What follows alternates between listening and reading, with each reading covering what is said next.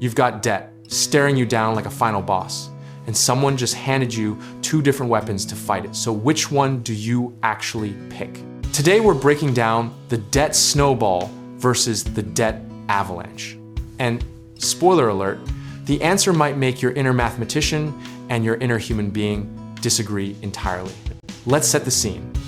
The snowball method has you paying off your smallest balance first, regardless of interest rate, while the avalanche has you targeting the highest interest rate first to minimize total cost. On paper, the avalanche wins every single time, but we don't live on paper, do we? Here's the dirty little secret nobody puts in the personal finance textbooks. Humans are not rational actors. We are emotional ones. And motivation is the fuel that determines whether you actually finish the race or quit at mile 3. Think of the snowball like a video game, where every level gets a little easier. You're collecting wins, building momentum, and your brain is literally releasing dopamine with each paid off account.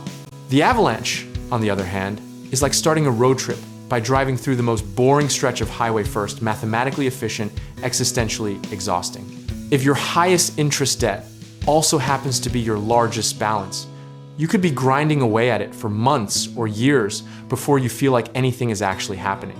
Research in behavioral economics, particularly the kind that makes academics feel very smug at dinner parties, confirms that people who use the snowball method are significantly more likely to actually eliminate their debt entirely. Dave Ramsey didn't build an empire on spreadsheets. He built it on the very human need to feel like a winner early and often. Now, let's not completely throw math under the bus, because the avalanche method can save you thousands of dollars over the life of your debt, depending on your balances and rates.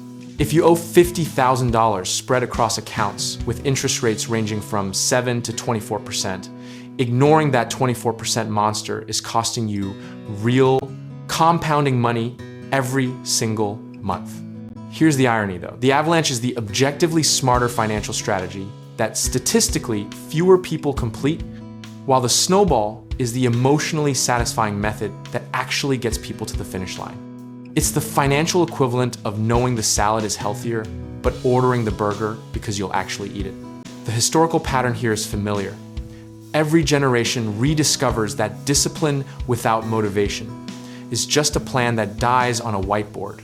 Whether it was the debt crisis of the 1980s, the credit card explosion of the 2000s, or today's buy now, pay later trap, the behavior of borrowers hasn't fundamentally changed. We overestimate our discipline and underestimate our emotions. So what do we actually do with this? The answer is hybrid, and it's more nuanced than any single guru will admit. If your smallest debt and your highest interest debt happen to overlap, congratulations. The universe is rooting for you, but for everyone else, consider paying off 1 or 2 small, quick wins. First to build psychological traction, then pivoting to avalanche mode.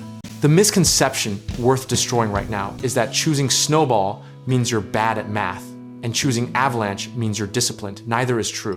What matters is which system you will actually execute for 18, 24, 36 months without burning out and rage applying for another credit card.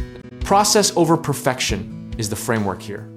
Set a fixed extra payment amount, automate it, and resist the urge to constantly recalculate and switch strategies every time you read a new article. Consistency is the only edge that actually compounds in personal finance, and the method that keeps you consistent is, by definition, the better method for you. At the end of the day, debt payoff is not an intellectual exercise, it's a behavioral one, and the scoreboard is your net worth, not your strategy name. Size your extra payments to something aggressive but sustainable. Attach your identity to being the kind of person who pays down debt, and let the method serve you rather than the other way around.